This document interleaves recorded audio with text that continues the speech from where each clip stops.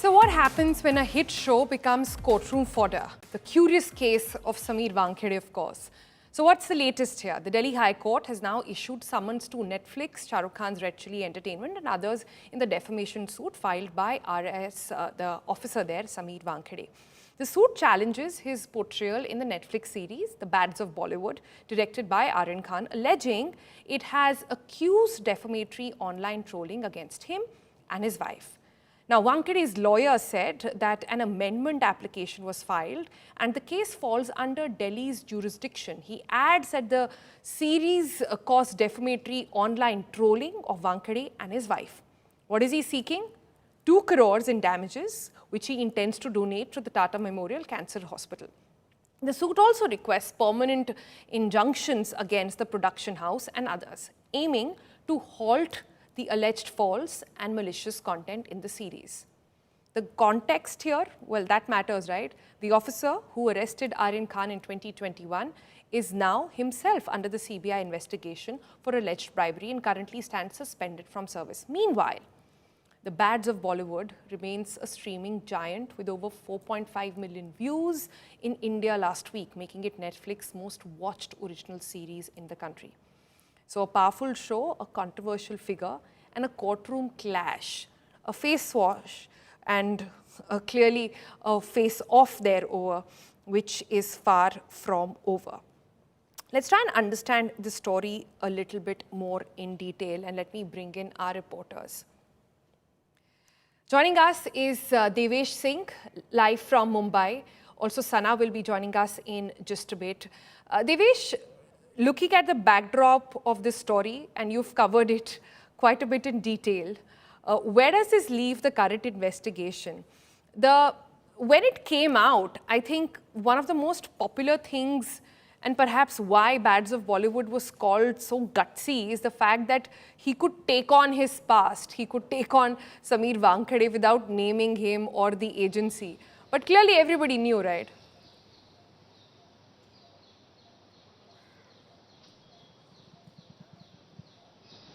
Well, the case began in October 2021. Remember the cruise drugs case where Aryan Khan and his friend were arrested. Aryan Khan, remember, I am pointing this out again. Aryan Khan was arrested, placed under arrest. He was booked for conspiracy under section 27 of NDPS, which is a very stringent section. NCB had also leveled allegations that he was part of an international drug syndicate. Remember, again, Aryan Khan was not carrying any kind of drugs. Despite that, he was arrested. He was placed under arrest, he was booked, he was remanded to NCB custody, and then he had to remain in jail as well.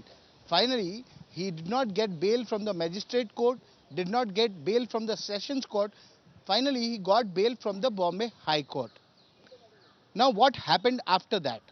After that, there were series of allegations. Rather, the then NCP leader Nawab Malik brought to light a witness who was also a witness of Narcotics Control Bureau, where the witness, his name was Prabhakar Sail, and he said how the complete trap was set, how Sameer Wankhede and his team, including another witness Gosavi, who is seen holding Aryan Khan and bringing him to the NCB office, taking a selfie with Aryan Khan inside the NCB office, how they were made to go for the raid, how Aryan Khan was asked to call his father, message his father, contact his father by Gosavi. And remember, there was a very serious allegation, a demand of 18 crores to be paid by the witness, to be paid so that Aryan Khan could go scot-free.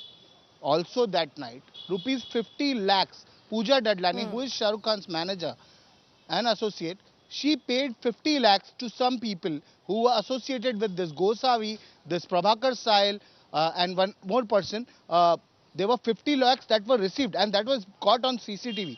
Even Mumbai police started investigation on that, how all this was carried out, how the money was received. They also recorded multiple people's statements. After that, after all these things came to light regarding bribery allegations, regarding lapses, regarding irregularities, there was an internal inquiry conducted by the Narcotics Control Bureau itself. And in that inquiry, Gyaneshwar Singh found out that there were multiple irregularities on part of Sameer Wankhede. There were allegations of corruption against Sameer Wankhede. There were allegations of holidays being paid by someone else. There were allegations of watches worth 20 lakh rupees or even more than that being gifted to him. There were That's a good allegations of background there, Devesh, some that you've brought purchases. in. Yeah, that's a very good background.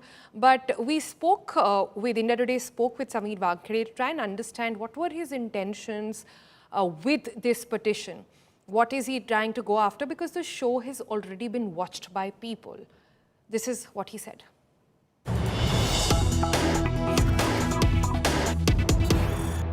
My wife, my sister, my family, they have nothing to do with some kind of incidents, what I do, what I don't do basically.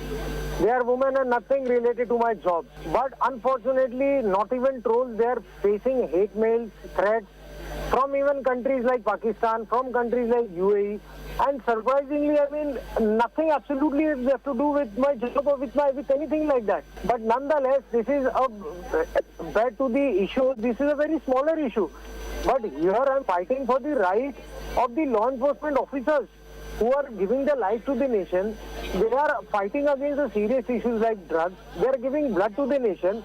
They cannot be mocked. They cannot be lampooned. They cannot be humiliated like that. Whatever my stand is, I have mentioned that before the Honorable High Court. And whatever evidence is, whatever is there, I will produce that before the Honorable High Court. My say, let them do what I mean, let them come up with their say or something like that. That's for the Honorable Judiciary to decide. Sameer Wankhede is saying that officers like him cannot be mocked and lampooned in this manner. But what exactly will be Netflix's reply now or strategy also to begin with? Sana Farzeen now joins us for more on this, and we still have Devesh here. Sana, what exactly do we have an idea of what Netflix, what Red Chillies' response to court will be on this? Right now, they're all maintaining a no comment stance that usually we hear when there's a legal battle going on. But as of now, they will definitely state to the court that this was a fictional show. And as in most shows, the disclaimer that comes up before any project, any piece of content airs is that all characters in this series or in this films are fictional and any resemblance is purely coincidental. But Sana, it's Aryan not Khan, fictional, is it? The reference absolutely, is it's pretty clear. not.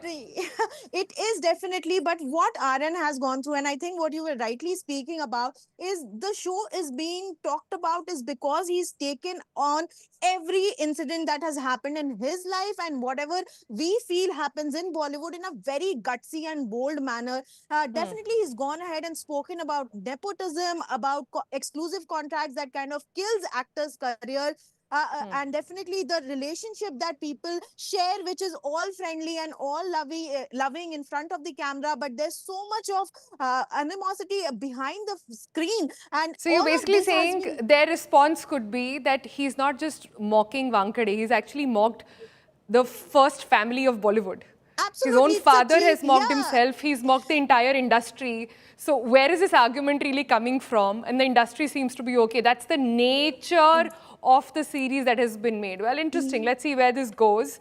And we'll keep a track of that story. Thank you, Devesh and Sana, for joining us with the very latest on that. But that's not the only thing glittering at the moment. Gold is glittering like never before. Prices have hit a historic high, crossing 1.22 lakh per 10 grams. The record surge comes just a week before Dhanteras and Diwali, when gold buying traditionally sort of spikes across the country. Driven by global uncertainty, a weakening dollar, and hopes of US interest rate cuts, investors are now flocking to gold as a safe haven. But with prices at an all-time high like this one, the big question now is, should you buy? Should you hold? Should you really wait it out? We break it down on what's behind the rally and what it means for you, especially if you're planning to buy gold in this festive season. Sakshi Batra here with all the latest.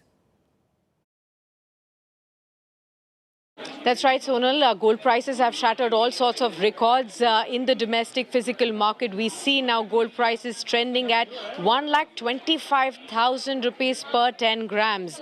Now, this is after a 50% surge that we have seen in gold all this year round. In fact, this year has been one of the unprecedented ones when we've seen gold prices rallying very, very swiftly in a very short period of time as well. This is also the second consecutive year when we have seen gold prices continuously outperforming all the other asset classes as well. Now, what we are also given to understand is the key reasons behind this dizzying rally have been manifold. At this point in time, if you look at the economic uncertainty that was first driven by the tariff hikes by the US, and now it's also being driven by the US government shutdown, which has entered its second day, adding on to the economic uncertainty and the delays in the decisions as well. Now, apart from this, there's also the geopolitical unrest, now the unrest in France as well, the war that continues between Ukraine and Russia, that has led to a safe haven appeal and further is leading people to buy that as well. Now, there is also an expectation that the Federal Reserve, the biggest central bank in the world in the US, will be reducing its interest rates, thereby reducing the appeal for the financial assets, but thereby increasing the appeal for the yellow metal at large as well. Look at what is happening across the world. Global central banks have been only increasing their purchases in gold, as that has also added on to this sharp rally in gold prices as well. Now, remember. All right. Thanks so much, Sakshi, for bringing us the very latest on that story. Let's move on now. And deep divisions. Let's tell you about what's happening in the Tata Trust there. The body which has a 2/3 stake in Tata Sons, the operating company behind Tata Group. They forced the government to call a meeting with Noel Tata and Tata Sons chairman N. Chandrasekharan and 2 other trustees last night. The high-level meeting had Home Minister Amit Shah and Finance Minister Nirmala Sitharaman as well in attendance. So what exactly happened there?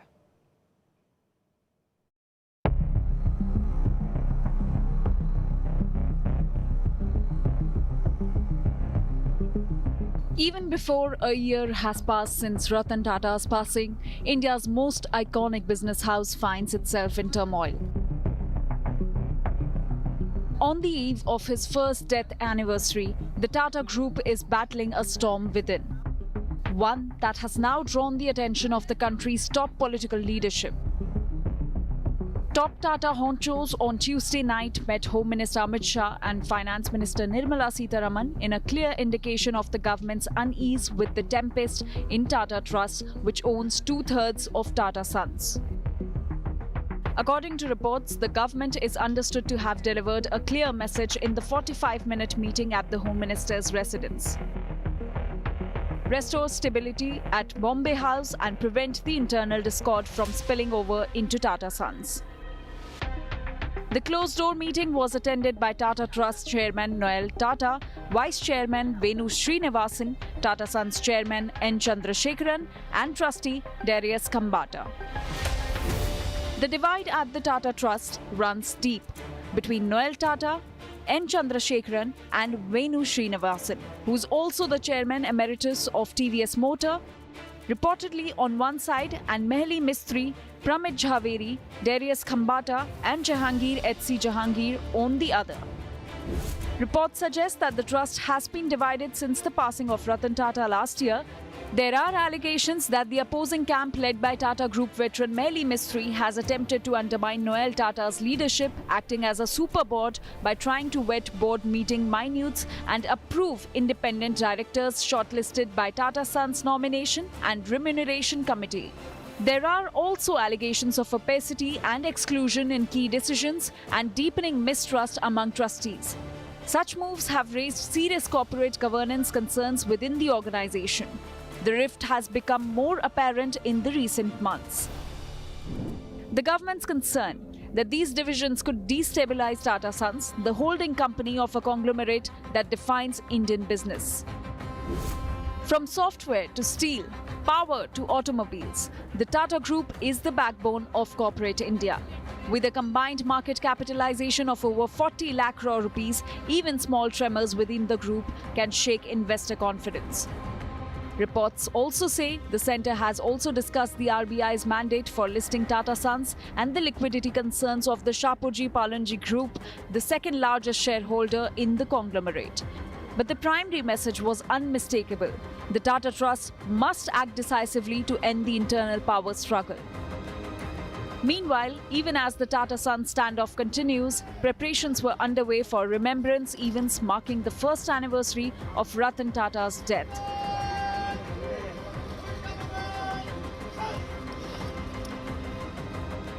A man whose vision and integrity defined the group for decades and who is now certainly being missed by Tata Group investors.